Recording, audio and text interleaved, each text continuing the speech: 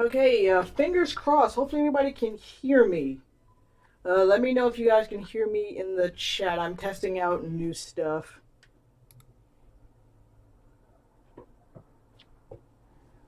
Fingers crossed everything works. Hopefully there's audio here.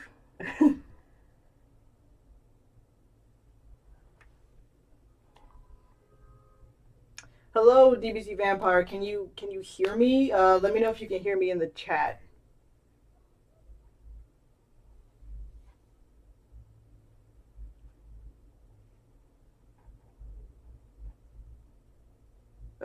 Hopefully some people watch. If not, that's okay because I didn't really promote that I was going to do this chat.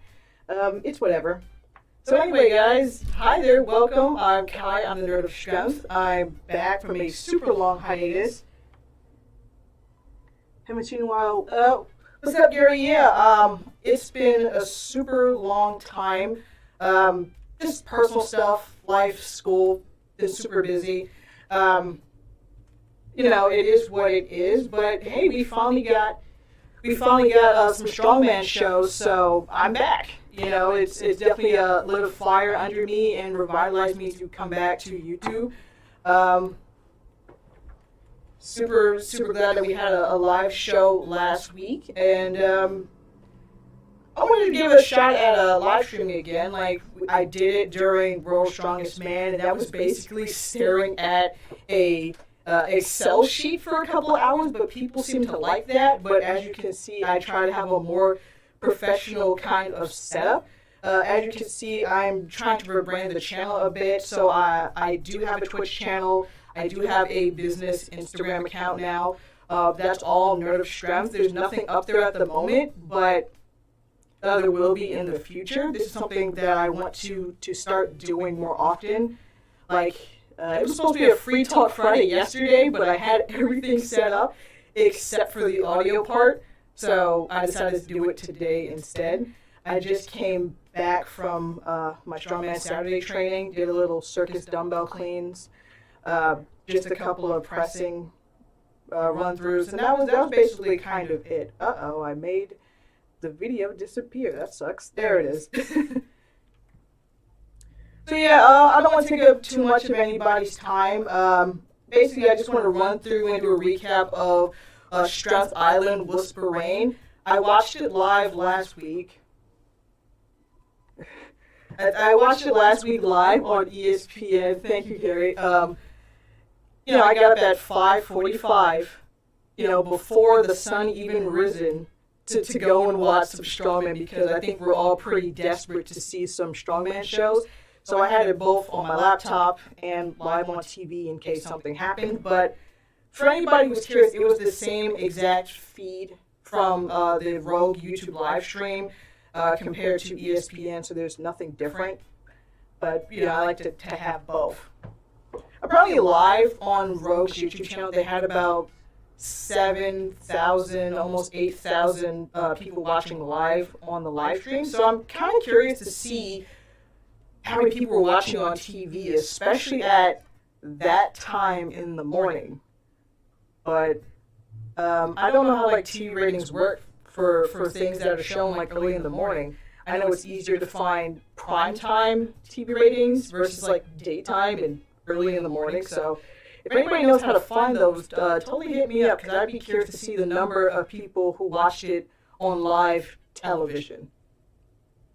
WUS touted that they were the first to do this live on air on TV, which is true, and that's really impressive and super cool. Outside of the Eat to Strength that they did during lockdown, I think that's super cool, and I think it does have a place, in our sport.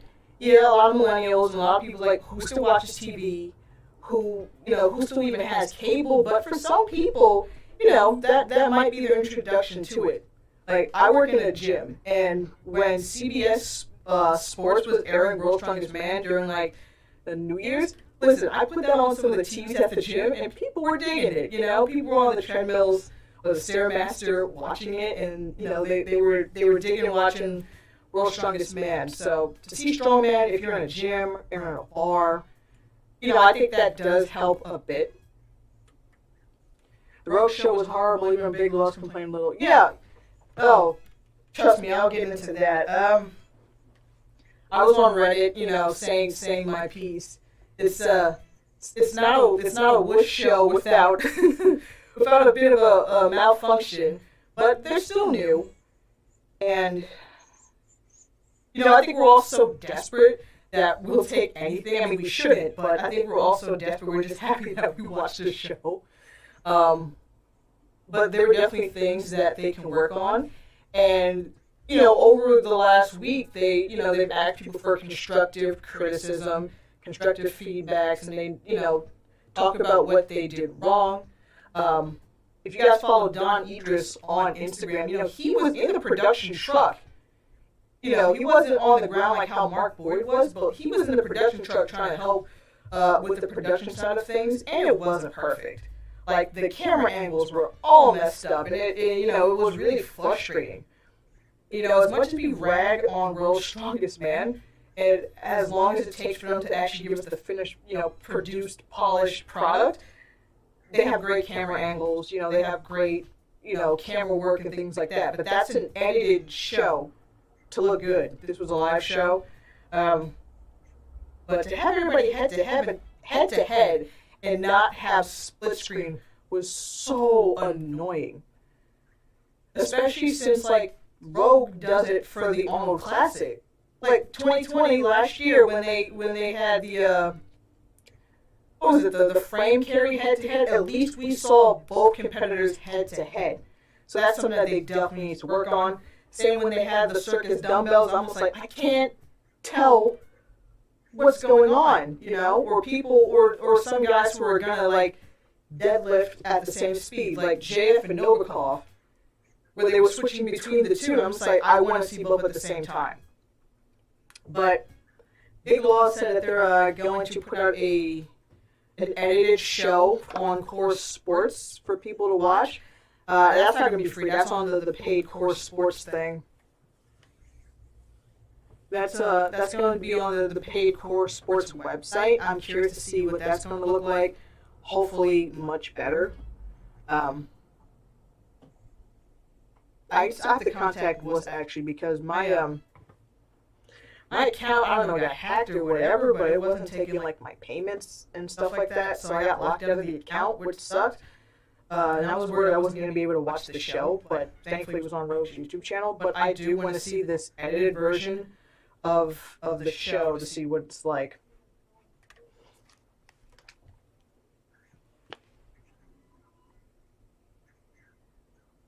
Yeah, that was super annoying. When they only showed one contestant at a time, during the circus dumbbells. There were some angles where you could see both competitors, but they kept switching back to super close angles of one competitor at a time. And I'm just I can't tell what's going on. Plus, there were no timers on the screen, no counters. That sucked too. Same for the laws, because apparently the commentators were watching the same feed that we were watching, so that has to suck from a commentator perspective. But they have things to work on. They know what they need to work on. They even admit that they have to basically be like Giants Live and take their own crew when they do shows outside of Dubai. Because a lot of things were wrong with the loaders on the deadlift. Those guys sucked. The part, screwing up on the first competitor. We tried our subscription model, so they canceled our previous subscriptions and gave us a refund, so we had to create new accounts. If you create a new one, it should work. Appreciate that, way.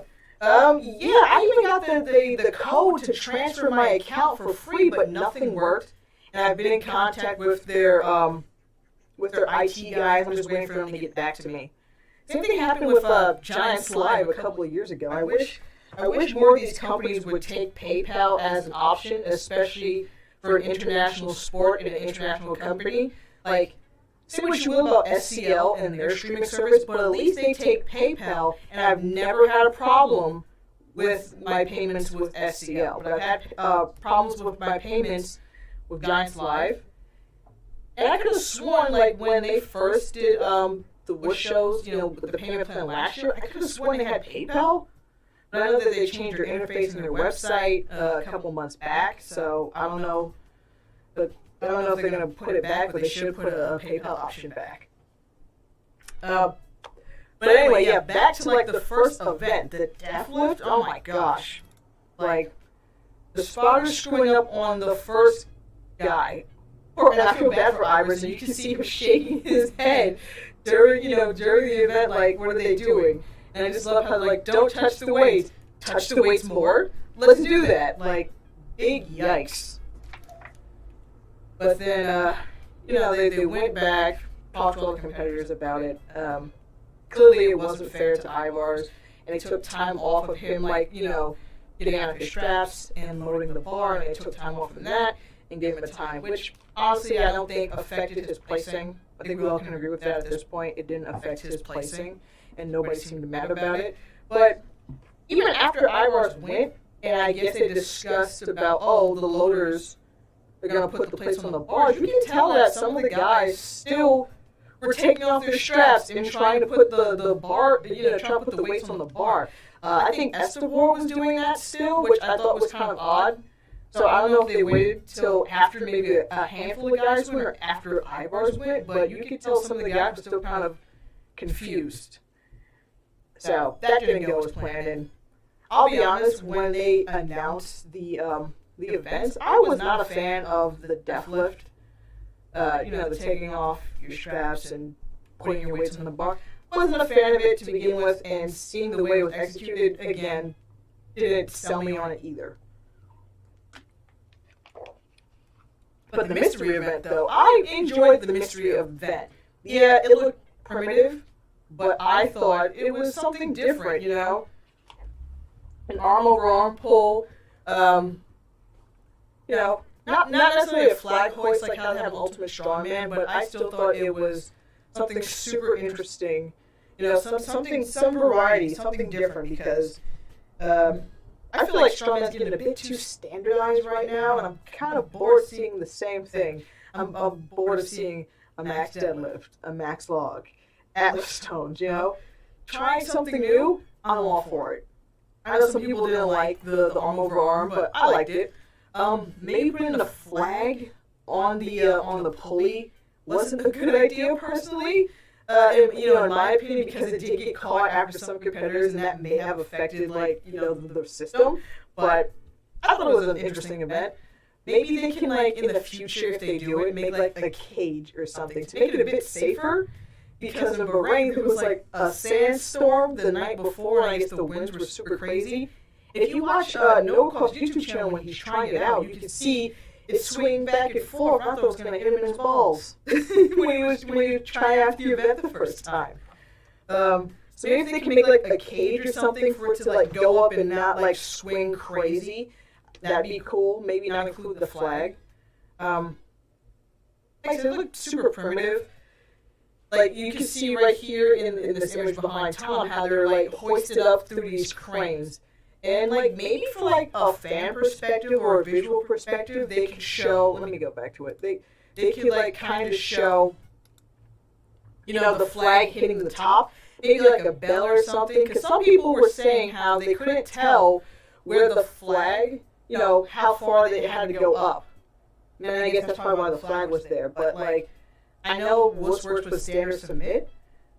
I have an idea for this. I think it would be super cool if they did something... Not necessarily using a crane, right? But having a hoist and incorporating every time you hit the top with the pulley, it fire emits out of it so you can signal it. I think that would be cool. That probably cost a lot of money if I'm being honest, but it would still be super cool if you hit the top of the pulley, ding, and then fire shoots out, and that's how you know you got the rep. But that's just in my opinion. Again, they're always open to suggestions. Maybe if they did this in Dubai, where it's their team and their crew, maybe they can do that and get a bit more leeway with the show spectacle of it. But yeah, that's my opinion on the second event. Then we had the circus dumbbell for, circus dumbbell for reps, which seemed like a lot of guys were shot, and they said they didn't have a lot of time to warm up, which I thought was interesting. But when you're working with ESPN and they only give you a 3-hour time limit because of live TV, it's like, what are they going to do? You know, that there are time restrictions based on TV, and you don't want to mess with those, you know, TV time limits. They will cut you off. That's not a good look on them, so I get why they had to rush some things. And I like that this is a lighter show. You know, a lighter show for the guys, because there was no injuries or anything like that. Nothing too crazy. I think maybe Janashia was worried about his triceps still, which I completely get. Like, I was at World's Strongest Man in 2019 when he tore his tricep on circus dumbbell, and it was so bad. I felt so bad for Janashia. That was me. I'd be worried too, you know?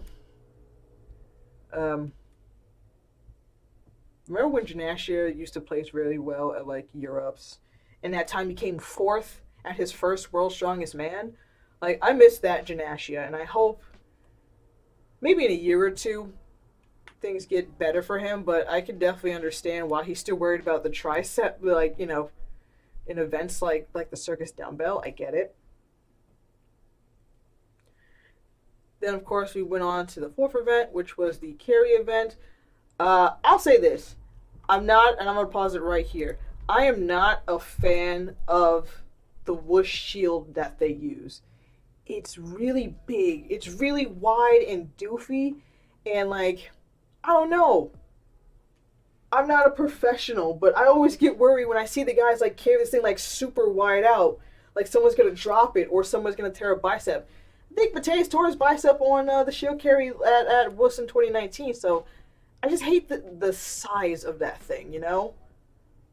I mean, I get it. They do stuff like the Africa Stones or the Ding carry, but still, it's such an awkward shape, and Strongman's about that, but still.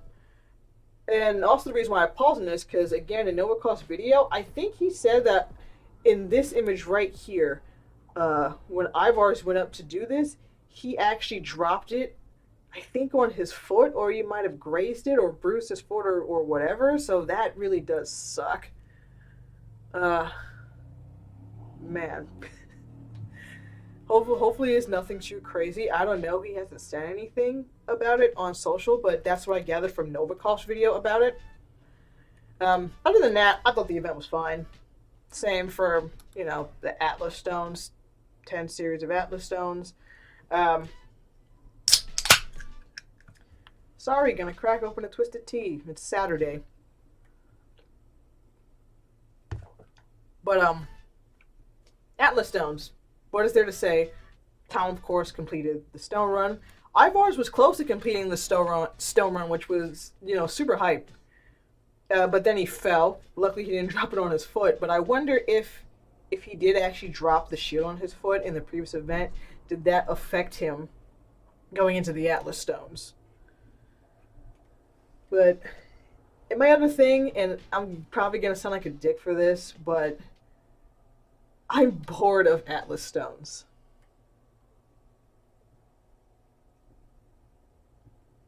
Oh yeah, Estapor and Farajad super smart in the loading event, like kind of using the tire to get it up there.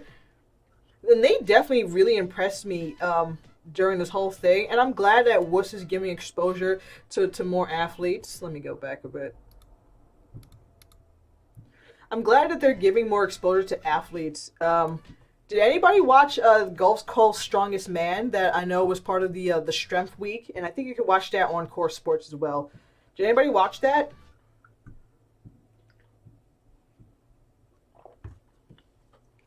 Definitely when I get my account fixed, I definitely want to watch it. Because, like, they love strength sports in, like, you know, like the Middle East and stuff like that. And I'm always curious to see how these guys do. It just sucks, and I'll talk more about it later, but it just sucks how we won't see these guys at World's Strongest Man. You know? When it's World's Strongest Man, the world should be represented, but, you know. I'll talk about that more later when we talk about WSM. But, yeah, what was I saying? Yeah. Personally, I'm kind of bored of Atlas Stones, guys. I don't know about you, but like the same events over and over, I'm bored. Every major show has like stones now. And if WUS wants to keep it, totally. They have like, they can claim that they have the longest series of Atlas stones. Uh, Worlds try to do that last year because of their COVID restrictions. But change it up. I'm kind of bored, you know. Personally, I'm bored of it. A lot of people probably don't feel that way. I know Tom Stoltman wouldn't feel that way, but I'm personally bored of seeing the same, Atlas stones as the finisher. Maybe if we sold like more natural stones or something, maybe that'd be a bit more interesting. But that's just me personally. Overall, I thought this was a decent show. It's good to get international shows again. It's good that WUS treated the athletes very well, and like seeing all the vlogs and stuff, seeing the hotels and stuff. I wish I went. And then seeing the podium, I love it. You love to see it.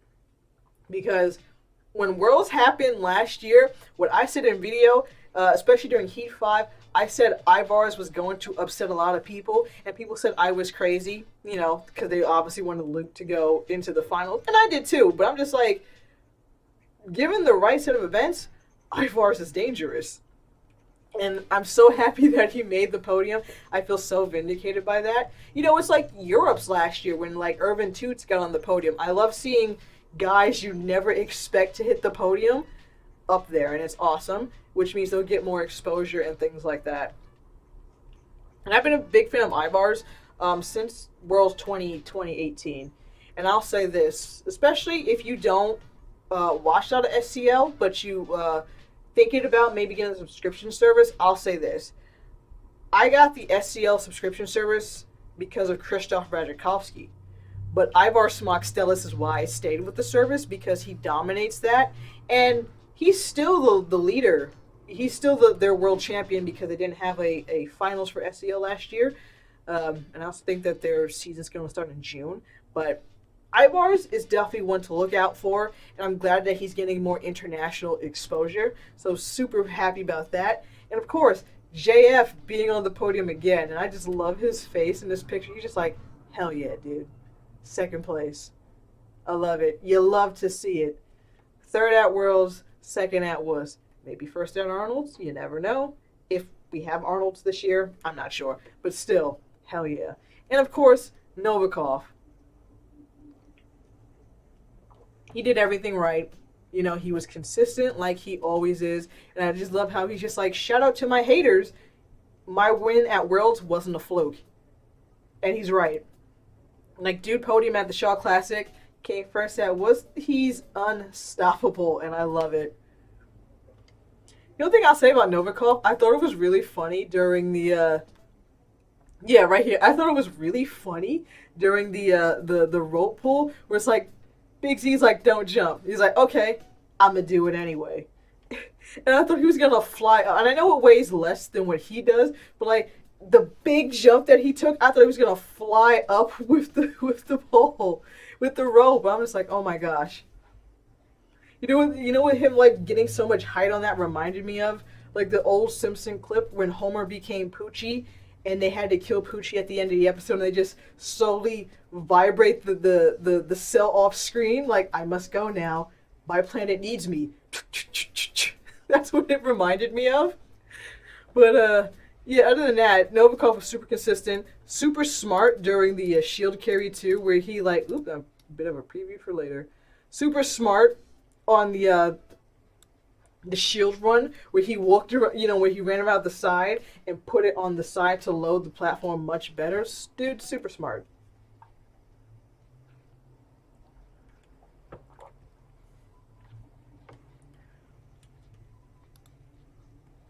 Other guys I'll talk about, Rob Kearney. He came back for his first international since his injury. He wanted to get some experience before Worlds. It's good to see Konstantin Yanashia back because he was supposed to be at Worlds and he couldn't because I think he tested positive for COVID. I think that's what happened like right before, so that did suck. It's cool to see Toots there as well. Same with Ingolfsson. I'm glad we're getting like this new crop of like strongman showing up. So it's always interesting to see new people, to see new faces. Like I said, the main thing, Rahman and Mohammed, they both definitely like surprised me with getting a joint fifth with Tom Stoltman. They did really well. Sucks that we might only see them in like WUS competitions for now. Maybe they'll show up in STL in the future. Who knows? But I would love to see more of them. Shivlyakov surprised me a bit. I thought he would do better than last, if I'm being honest with you. But it is what it is. He competed last month at Forska Bruta, and he won that. So I'm surprised that he didn't do a bit better here. Maybe it was the heat. I don't know. But again, contests are fully back in the swing, so I'm super happy about that. Well, yeah, for anybody cares, let's for a minute just talk about the graphical errors for WUS. Like, I remember, you know, they messed up Alexi's flag a couple of times showing the results. Like, he was Georgian at one point, where they had the names wrong. Or when they showed on ESPN, they forgot Tom. And then they try to fix it. And then they forgot Rob. And it's like, what are you guys doing? But, you know, the fonts were, like, messed up. JF's name was comically huge. But that's, like, a really small nitpick. But I thought it was kind of funny. But that's something you want to see live on ESPN, you know? You would not see that in the NBA. So, definitely got to work on stuff like that. But overall, how would I rate the show out of 10? I would give it like a 7.5 out of 10. Again, minus the graphical errors and camera angles. I'm happy for all the contestants. There were no major injuries, which is super important. And Laws and, oh, I feel bad. Is the guy's name Andy Shepard? I think Andy Shepard was the other announcer. I liked him as an announcer. I didn't think he was bad compared to the guy the UFC guy they got like in 2019. I didn't like him, but I like this Andy Shepard guy. So commentary was really good too. So yeah, 7.5 out of 10. I think was decent. A decent show. Excited to see what's next for Strongman, which is what we're going to talk about. So, Laws did a video about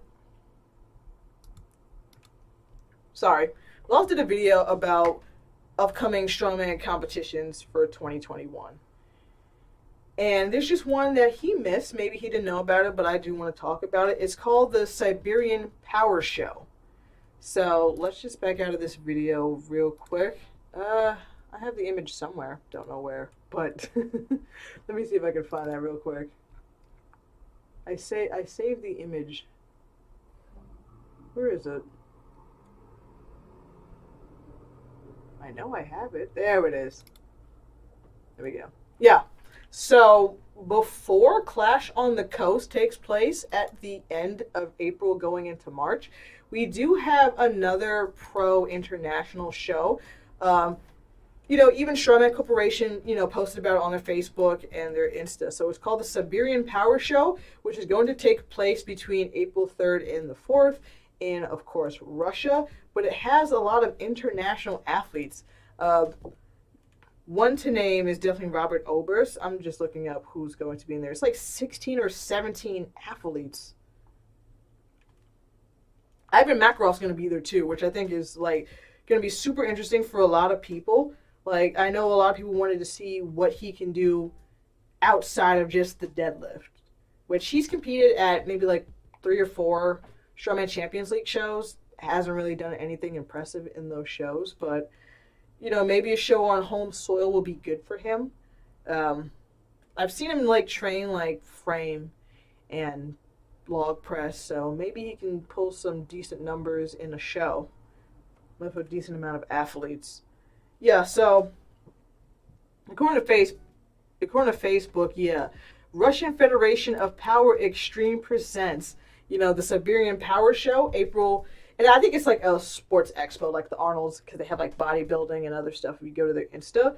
But yeah, they have like 16 competitors: Robert Oberst, Travis Ortmeyer, Rano Heinle, Jago de Olivier, Wesley Claiborne, Tyler Cotton, Anthony Deli, Ivar Schmock-Stellis, Dana Zagiris, which super happy to see Dana Zagiris back, another SCL mainstay. Ivan Makarov, and I'm going to butcher these Russian names, and I feel bad. Especially since I, always get on people for not saying Schmock-Stellis right. I'm about to butcher these Russian names, and I need to work on that. Evgeny Gravlenikov, David Shimi, Alexander Kuzmin, Yuri Kolmankov. Oh, Jesus Christ, I feel so bad for butchering these names.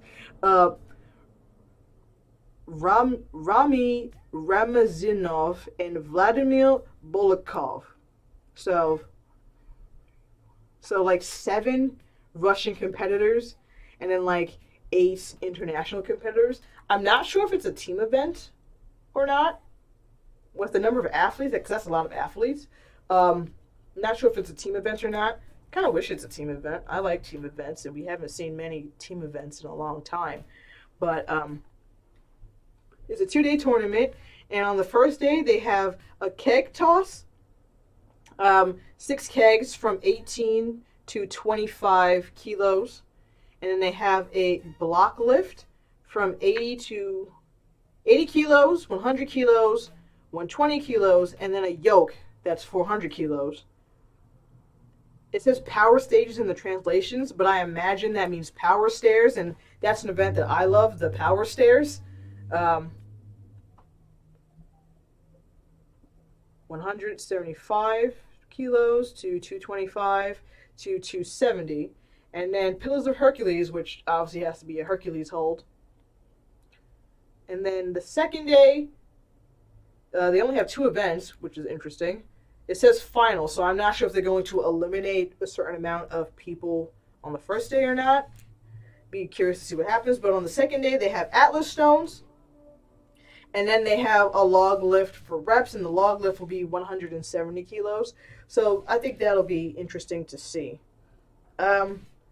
When posted on like Strongman Corporation's page, people have asked if there's going to be a live stream, and Siberian Power Show has responded and said that yes, they're going to do a live stream. So if I get any news on that, I'll make a video about it. I'll probably do a prediction video for this because, again, we're so starved for content. But again, it's a pro show and it has some major players in it. Always cool to see Ortmeyer, Schmock-Stellis, Heinle, Zagiris. Super curious to see how Ivan does. But yeah, I'll talk about that more maybe in the next week or two when we get more information. Like I said, I hope to get some information about that. But going back to what we were talking about before, after that, we have Clash on the Coast, which is, a partnership between Strength Elite, which is Anthony Furman's collective, and Core Sports, which is the world's ultimate strongman guys, are putting on the show together. So there will be a free live stream. I imagine that'll be on Rogue's YouTube channel, but it'll also, of course, be on Core Sports. And this will be the biggest 105 show in the world. And I'll be honest with you, I know of the 105 scene. I have watched some of the SCO 105 shows and some of the Ultimate Strongman 105 shows, and I know of some of that's super annoying. I know of some of the major players in the 105 world, but I would definitely like to know more, That's something that I'm not well versed in, and I feel bad because those guys are pound for pound strong as hell too. I knew guys like Andrew Clayton, Anthony Furman, of course, Tyler Cotton, Alex Bromley. I know some of these guys, but I would like to know more about it. And I think this will definitely be, a great show to show that their skills and everything.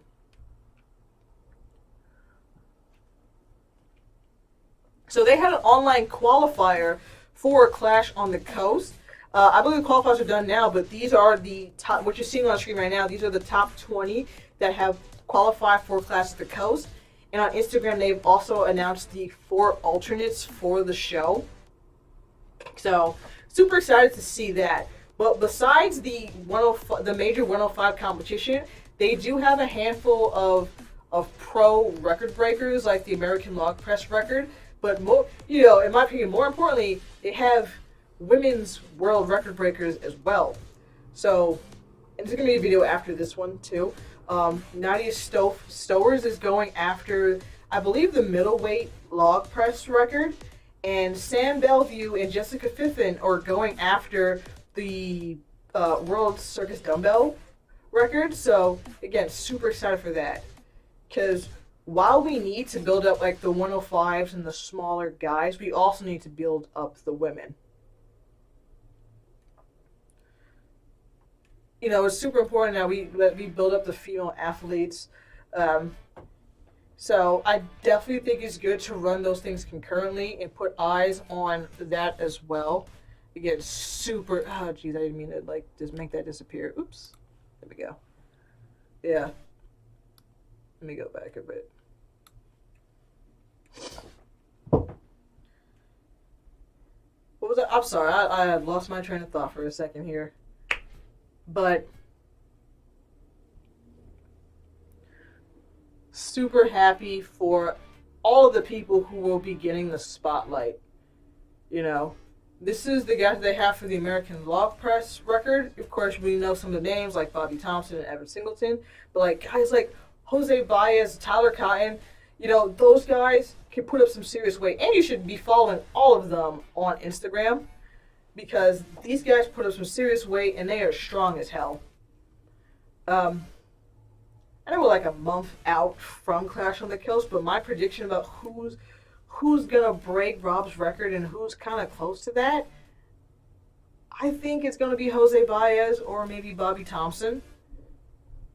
Like,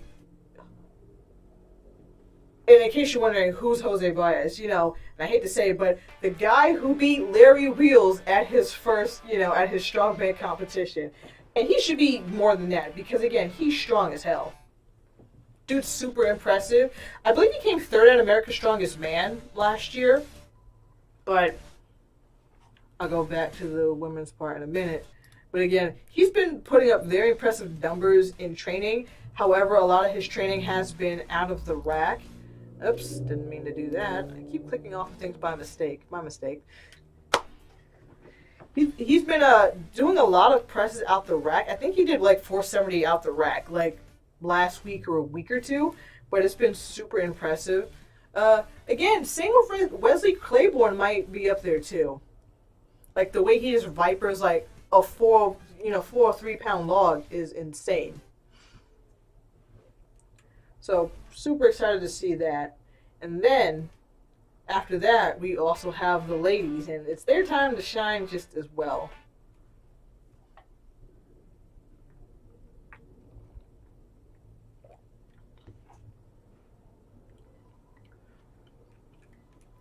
Yep, Jessica Fiffin, Sam Bellevue,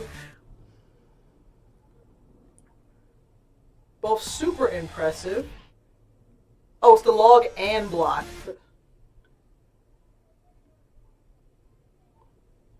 All three of these ladies also super impressive.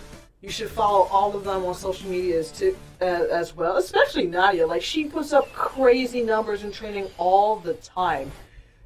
I would love to do a podcast with her. I should ask her.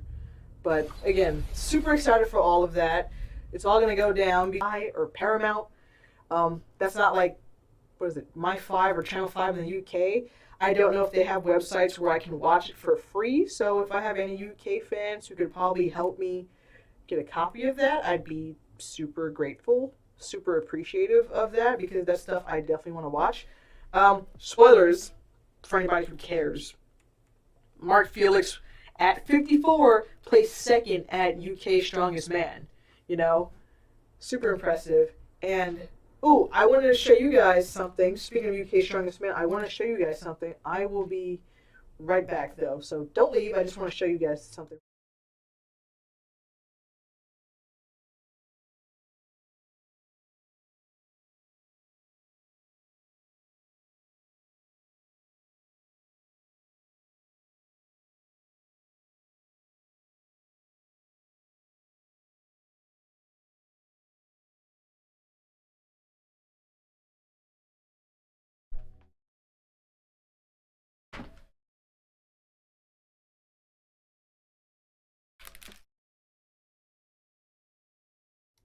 Sorry about that.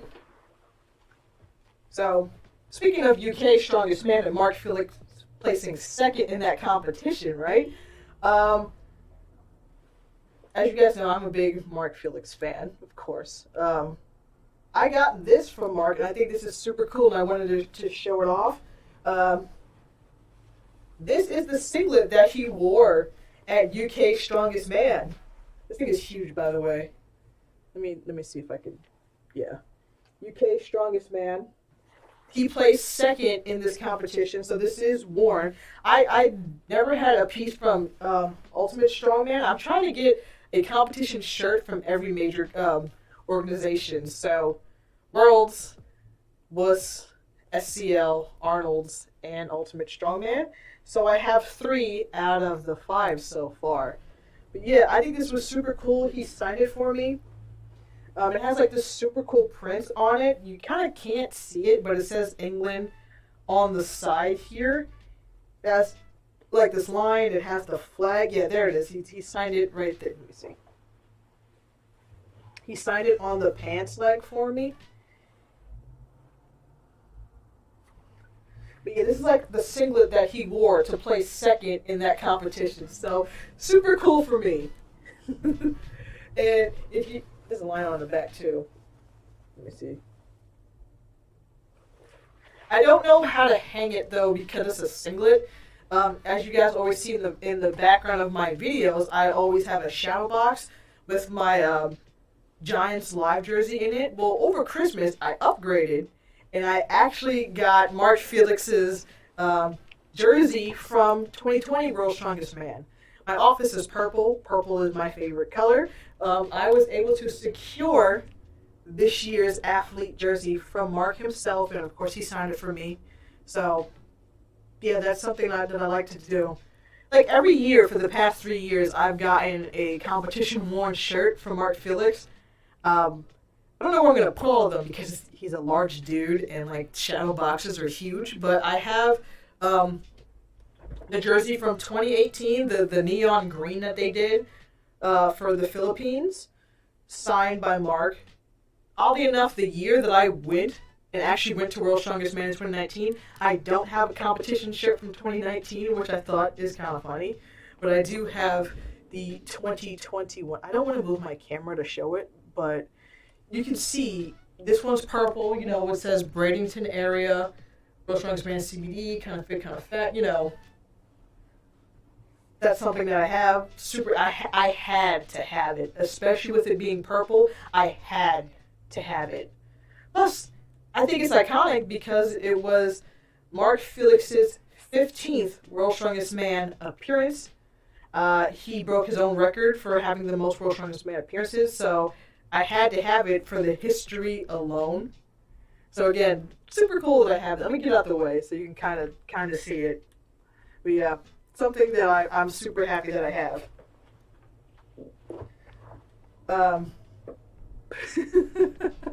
That's basically all I wanted to say. Thank you guys for hanging out with me on this lovely Saturday. This is something that I want to try and do more. Let me know if you guys like the setup. I'm sorry if it looks like the chat is very small on screen. I still have to try and figure out how to fix that. OBS doesn't have a way to make it pop out better for YouTube. If it was Twitch, it'd look much better, but still working on that. And I know I talked about this during World's Strongest Man, how I wanted to do live watch parties. That's something I still definitely want to do, because as you can see, I have video on the screen with me in this side, so I want to start maybe like watching older shows that won't get copyright strike. So, if so. Mostly if so. If so, Canada's Strongest Man. That's something that I want to do mostly on Sundays. Not this Sunday, but something I want to work on in the future. So, like Free Talk Fridays, just to hang out and chat with you guys, see what you guys are doing strength-wise in the week, or pro stuff we could talk about on Fridays. And then like Strongman Sundays, where we just like watch a show, maybe like Canada's Strongest Man or IFSA or the Super Series. I kind of want to watch some SCL too, because SCL has like some shows on YouTube on their YouTube channel, which need to be talked about because, boy, they're interesting. But yeah, thank you guys for being here in the stream and hanging out. I hope the audio sounds good because I upgraded everything over the Christmas holiday. Like, I got an Elgato Stream Deck, I got a Go XLR interface, I updated my mic, so everything's going through, like, you know, the interface and stuff to sound better. So fingers crossed that it does. I even have, like, a soundboard. You kind of can't hear it, but I have a soundboard that I put with, like, Strongman, like sounds in it. Let me see if it works. I'm very happy. Polska górą. Take your grip. Yeah, I tried, but again, working on it. Twitch is harder than I thought it was. I'll be honest with you. But again, thank you guys for hanging out. I'm probably gonna end the stream in a minute or two, but super appreciative of that. I don't know when the next video is going to be, but it'll either be talking about the Siberian Power Show or Clash on the Coast. Thank you guys for your continued support. Check me out on Instagram, YouTube, Twitch, Ko-fi, Patreon at the Nerd of Strength, or you can check out my personal Instagram, Eastwell Style. But once again, guys, thank you guys so much for watching, and have a good weekend. Bye.